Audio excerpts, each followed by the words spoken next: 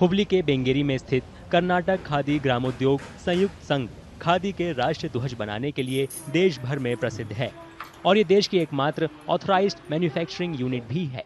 लेकिन 2022 में सरकार ने भारतीय ध्वज संहिता में संशोधन के बाद पॉलिस्टर तिरंगे के उत्पादन को मंजूरी दी, जिसके बाद खादी के तिरंगे की बिक्री में काफी गिरावट दर्ज की गई।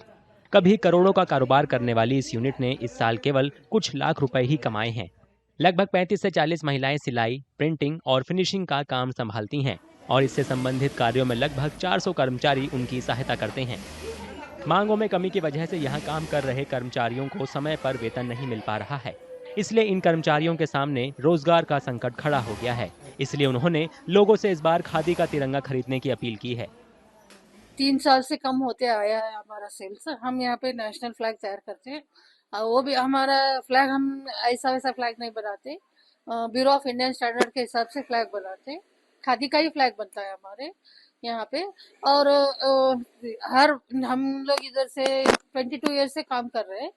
अब तक का इतना कभी भी सेल्स कम नहीं हुआ था। ये बार सेल्स ही नहीं है, स्टॉक बैठा है गोडाउन पे। खादी का फ्लैग नहीं सेल हो रहा है, खरीदी कौन भी नहीं कर रहे।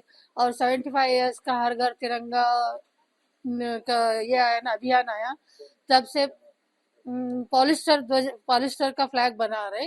वो उसका रेट कम है ना, वही ले रहे सब लोग। अभी ये खादी का फ्लैग कोई नहीं ले रहे हैं, स्टॉक ऐसा ही हो गया है। अभी काम करने वालों को काम क्या देना है, मुश्किल आया है। हमारा सबका कितना 3 महीने से वेजेस बंद है। Sales nowadays is very low because of this polyester flags and other plastic flags have been sold throughout the India. So marketing of these flags are more than this khadi flags. So I request all the Indian citizens to please use the khadi flags, which are mainly handmade.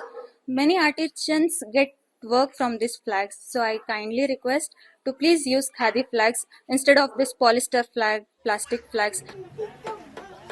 Karnataka khadi ग्राम उद्योग संयुक्त संघ के सचिव के मुताबिक 2022 के हर घर तिरंगा अभियान के दौरान बिक्री 4 करोड़ रुपए को पार कर गई थी। लेकिन सरकार ने जब पॉलिस्टर झंडे के निर्माण को मंजूरी दी तो स्थिति बदल गई।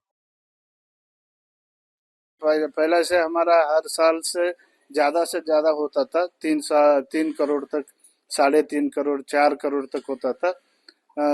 75th इंडिपेंडेंस टाइम में 4.5 करोड़ तक हुआ था। उसके बाद सेंट्रल गवर्नमेंट में जो अमेंडमेंट किया है, चेंज किया है, पहला जो खादी का राष्ट्रध्वज को यूज करने के लिए करना था पहला से, वो 75th इंडिपेंडेंस टाइम में वो चेंज करके मिल मेड और पॉलिस्टर का भी परमिशन दे दिया है। इसलिए मिल मेड और परमिशन दिया पॉलिस्टर का, वो तो ज्यादा कम रेट में मिलता है।